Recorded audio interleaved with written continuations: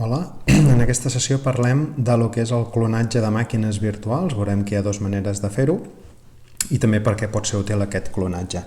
Com hem vist en l'apartat del vídeo de snapshots, l'snapshot anem fent fotos en certs moments de la màquina.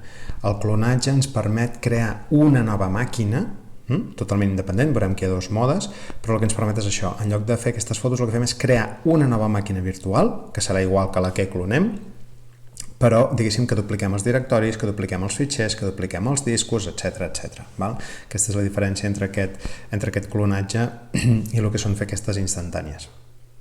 Llavors, com es fa el clonatge? Imagineu-vos que tenim aquí la nostra màquina original, aquest Windows 7, 32 bits, que volem, per exemple, aquest és el sistema original, és aquelles captures que hem estat fent, el sistema original.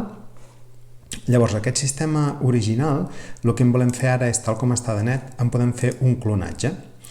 I el clonatge, per exemple, li podríem dir, doncs, original. D'acord? I ara, aquest nom, fixeu-vos que ara ens crearà una nova màquina i la primera opció que farem és la clonació completa. Després veurem que hi ha una que és enllaçada. La clonació completa és el que us dic, ens crearà una nova carpeta com una nova màquina virtual, que en aquest cas es dirà original. Agafarem l'estat actual de la màquina, no les instantànies que haguem fet, també podríem clonar la màquina més les instantànies, més els snapshots que haguéssim fet, si fos interessant. I aquí, doncs, habitualment per defecte es modifiquen els noms dels discs durs i els UIDs del maquinari, que ara veurem. Això és interessant que es modifiqui, perquè si ho mantinguéssim, diguéssim, seria com una còpia d'aquest disc que després no podríem utilitzar de forma independent. Per tant, aquesta és la configuració més habitual per fer un clonatge, li diem clona, i ara el que ens acabarà fent quan s'hagi fet aquest clonatge és, fixeu-vos que ens apareix una nova màquina que es diu Windows 7 32 bits original. Això és una nova màquina que tindrà els seus directoris. Si anem aquí, fixeu-vos, tenim Windows 7 32 i Windows 7 32 original. Ens ha aparegut doncs amb una nova carpeta, amb un nou UVDI, que és el fitxer. Per tant, clar, el fet de clonar aquesta màquina, si aquest fitxer ens ocupa 5 gigas, aquí tenim les 5 gigas també que ocupa l'UVDI, el fitxer de disc de l'altra màquina. Per tant, quan clonem estem replicant tota la infraestructura de la màquina, incloent discos. Això veiem que té una conseqüència en l'espai, que hem de tenir en compte, evidentment. Però aquest clonatge és el més diguéssim, habitual quan vols guardar-te per exemple, és el que dèiem, si hem instal·lat una màquina de zero nova amb un sistema, doncs ens guardem una còpia perquè així podríem recuperar d'ella si calgués. Ja no ens caldria fer, per exemple, tot el procés d'instal·lació de nou d'un Windows o d'un Ubuntu o de lo que sigui. Per tant, hem fet aquest clonatge complet de la màquina. Si nosaltres ara venim aquí i iniciem la màquina, ens arrencarà aquesta màquina, que com que l'havia parat, l'he fet de l'estat i l'estat crec que l'havia parat engegada, fixeu-vos que ja la tenim aquí engegada i funcionant. I aquesta màquina ara la apaguem normal i corrent. Recordeu que les màquines, si és possible, és millor apagar-les des del seu propi sistema, des del que seria la màquina client, fer el shutdown o la parada ordenada. Per tant, aquí el que hem fet és clonar aquest sistema. Una altra opció que tenim de clonatge, que podríem utilitzar, ara per exemple ho podríem fer sobre aquest mateix sistema, el que podríem fer és un clonatge, però seria un clonatge enllaçat. Què vol dir això? El que vol dir és que ara no crearà una còpia total del disc i de tota la informació de la màquina, sinó que ens ocuparà menys espai. Per exemple, a aquesta li direm clonatge enllaçat. D'acord?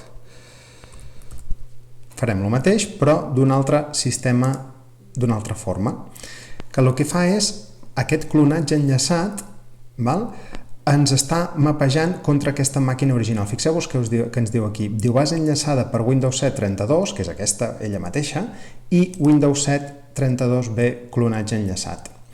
I fixeu-vos què ens ha passat aquí. Si anem a l'apartat de snapshots, veiem que se'ns ha creat un snapshot que diu que és la base enllaçada per aquesta màquina clonatge enllaçat. Què vol dir això?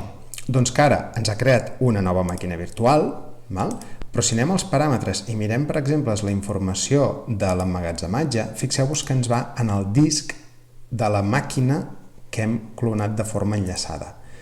De l'altra manera, si anem a aquesta que hem clonat completa i anem als paràmetres de la màquina i anem al disc, fixeu-vos que aquí tenim un UVDI diferent. Recordem, l'UVDI és el fitxer del disc dur de la màquina virtual. Per tant, perquè veieu la diferència. Què ens aporta? És a dir, un tipus de clonatge respecte a un altre? Doncs el tipus de clonatge, si volem rendiment i prestacions i volem que la màquina sigui totalment independent, s'aconsella que es faci el clonatge complet, sense l'enllaçat. Si tenim problemes d'espai i volem tenir dues versions de Windows 7, en la qual una instal·larem un programari i en l'altra instal·larem un altre programari, però el sistema base és el mateix, que és el Windows 7, doncs podem fer servir aquesta funcionalitat de clonat enllaçat. Perquè veieu la diferència entre un cas i un altre. Aquest clonatge complet ens fa la còpia completa de la màquina, els seus directoris, el fitxer UVDI, etc. I de l'altra manera ens fa, diguéssim, aquest enllaç a un snapshot. I a partir d'allà, en aquesta màquina enllaçada, s'anirà guardant tots els canvis que faci en aquesta màquina, des del moment en què hem fet el clonatge, els anirà guardant en aquesta màquina virtual. Fixeu-vos que aquesta màquina virtual d'aquí és el mateix, s'inicia del mateix sistema, funciona exactament igual. Simplement és que ara tots els canvis que anem fent doncs els va persistint en uns fitxers propis d'aquesta màquina, però el disc dur original acaba sent el disc dur de la màquina que hem enllaçat, que és aquesta d'aquí. Per tant, en condicions normals i si teniu espai, és aconsellable fer un clonatge complet, si hi ha espai. Però si en algun cas això no fos possible o tinguéssiu alguna limitació, doncs també sapigueu que hi ha aquesta altra modalitat de clonatge. Això per lo que és el clonatge. Llavors veieu que aquí estem jugant amb diferents discs de les màquines virtuals. Per la gestió dels discos tenim aquesta part de gestió de suports virtuals, on aquí el que tenim és un gestor, com el seu nom indica, de suports virtuals, en el qual podem veure els discos durs i els discos que tenim, els CDs, els que ens hem connectat en algun moment a les màquines com a CD. I si comencem pels discs durs, fixeu-vos que aquí el que ens apareix són els diferents discs que nosaltres tenim UVDI guardats, i en cadascun d'aquests discos veiem on està guardat, el tamany que té, i aquí la informació ens diu a quina màquina està connectat aquest disc. Fixeu-vos que en aquesta, com que hem fet el clonatge original, doncs està connectat a la màquina original. Però fixeu-vos aquest disc, que és el disc de la màquina original, d'aquesta màquina d'aquí, doncs aquest està enllaçat a aquest sistema original, el Windows 7 32 bits. I aquí tenim l'UID, aquí tenim aquest UID que és important, que és un identificador únic de cada disc. Llavors fixeu-vos que aquests UIDs són diferents en cadascuna d'elles. Si no fossin diferents, aquests discos no els podríem tenir aquí. És a dir, cada disc que tenim ha de tenir un UID diferent. Per això quan fèiem el clonatge no dèiem de mantenir aquests UIDs, perquè el que ens interessa és que ens generi un nou disc i que per tant podem utilitzar en qualsevol altra màquina. Aquí podem fer còpies, podem també crear-ne, podem afegir-los, podem gestionar-los des d'aquí, és a dir, és com un punt central de gestió de UVDIs. Si, per exemple, imagineu-vos que ara tenim aquesta màquina d'aquí, jo el que vull fer és fer-ne una còpia del disc, doncs en podem fer una còpia d'UVDI, serà en aquest format, que és el que treballem sempre, li direm una còpia, i ara el que ens fa és crear-nos un nou fitxer UVDI. Fixeu-vos, aquest fitxer UVDI tindrà un UID diferent d'aquest que hem copiat, perquè l'hem clonat d'aquest, doncs ens crea una còpia amb un UID diferent i fixeu-vos que ens diu que no està adjuntat a cap sistema. Llavors, què vol dir? Que des d'aquesta banda d'aquí, fixeu-vos que no hem creat cap màquina per crear aquest disc, sinó que l'hem fet és gestionar els discos aquí. Si ara, per exemple, volguéssim agafar i crear una màquina nova sense disc, que ho podríem fer, perdó, he tancat el VirtualBox, doncs ara imagineu-vos que creem una nova màquina que li direm Windows 7 amb VDI, per exemple, li donem un tamany de memòria i ara aquí li direm que no ens afegeixi un disc dur virtual. Per què? Perquè ens està dient al tanto que posar una màquina sense disc dur. Està segur? Li direm que sí. Ara en aquesta màquina que ens ha creat el que volem fer és adjuntar-li un disc que nosaltres hem creat, un disc VDI que nosaltres hem creat. Per tant, en aquesta màquina que tenim aquí, si anem a paràmetres i anem a la part d'emmagatzematge, aquest disc dur li podem afegir aquest seria el de disc dur, aquest recordeu que és afegir una unitat òptica, en aquest disc dur, ara fixeu-vos que aquí ens surt tots els VDIs que tenim, i nosaltres, i més ens està dient quins estan attached, quins estan linkats a màquines que ja estan fent servir i quins no estan linkats. Aquest, com que és el que acabem de copiar, no està linkat a cap màquina, per tant li podem dir adjunta-hi aquest disc.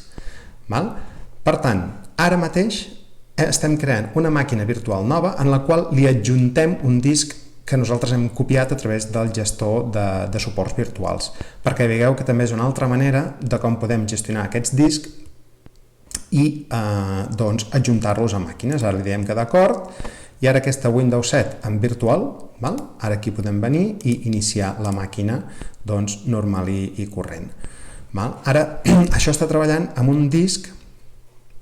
Bé, suposo que no s'havia tancat, no l'havíem tancat, crec, que estava la màquina arrencada sense persistir. Llavors, aquestes operacions, i ara això és un bon exemple, sempre és millor fer-les quan la màquina està apagada per fer aquest clonatge de disc, per garantir el risc mínim o risc zero. Ja heu vist que també a partir d'una imatge funciona, però millor que la màquina estigui apagada per a partir d'aquí fer els clonatges o fer les còpies de disc que pertoquin. I ara aquesta màquina la tenim funcionant, és un Windows 7 normal i corrent, i aquest Windows 7 que ens ve d'aquesta d'aquí l'hem clonat, diguéssim, a través del disc que hem copiat a través del gestor de suports virtuals. I ara fixeu-vos que aquesta màquina, si anem a la còpia, ja ens està dient en la informació que s'està utilitzant en aquesta màquina, Windows 7 amb VDI. Què pot passar? Que discos de les Guest Editions, per exemple, que és un dels discs dels CDs que hem vist per instal·lar les Guest Editions, veieu que aquí està connectat a varis sistemes. Veieu? Tots aquests l'estan utilitzant. Per què? Perquè totes aquestes màquines tenien linkat aquest disc, aquest CD. Per tant, en el cas de CD és molt habitual que estiguin muntats a més d'una de les màquines. Per tant, és una altra opció que per aquí veieu, doncs una imatge ISO, en quin punt o en quines màquines està muntada. Com els discs durs, també podeu veure en quin punt i en quina màquina està muntada i podeu veure aquesta informació, per exemple, dels UIDs i de les màquines on estan. Per tant, aquesta part de clonatge, junt amb el gestor de suports virtuals, és el punt on podem veure exactament quins discos tenim, quin espai té. Per exemple, aquí estem veient la mida real, és el que us deia, com que vam fer emmagatzemament dinàmic, encara que el disc li vam dir 32 gigas, fixeu-vos que ara només n'ocupa 4,88, per això és interessant fer-ho amb disc dinàmic, perquè si no automàticament ens reservaria 32 gigas i si anem clonant màquines o anem creant màquines amb 32 gigas, doncs evidentment és una qüestió d'espai que cal tenir en compte. D'acord? Llavors, una cosa interessant també és que si fem la portabilitat de màquines, és a dir, imagineu-vos que treballem amb dos ordinadors, que això és un context que pot passar molt habitual, cal tenir en compte que si movem la màquina d'un lloc a un altre, o d'un ordinador a l'altre, potser tenim problemes amb què ens diu que aquest disc dur allà, o que aquest disc de les Guest Editions ja està muntat amb un altre UID, perquè ja el tenim muntat a l'altra màquina. Doncs llavors es pot desacoblar de cadascuna de les màquines i això ens evita els problemes. Perdó, que l'he tornat a tancar. Si ara, per exemple, venim en aquesta màquina d'aquí i a paràmetres, a lo que és l'emmagatzematge, ara mateix aquest està buit, en aquesta no ho farem. Però en aquest, en el clonatge enllaçat, si no m'equivoco, en l'emmagatzematge, veieu que hi ha aquestes Guest Editions que està vinculat, doncs el que podríem fer és eliminar l'adjunció. perquè ara mateix aquest CD no em fa falta. El disc no el puc treure perquè si no la màquina no arribarà. Per tant, quan esteu movent màquines, és important doncs, que potser entre un i l'altre, amb l'UVDI, que és el disc propi, doncs, el podeu portar d'un lloc a l'altre, no? I utilitzar aquest disc dur entre un ordinador i un altre. També sobre aquest tema és aconsellable que si heu de treballar amb dos ordinadors amb les mateixes màquines virtuals, doncs ho tingueu en un disc dur extern.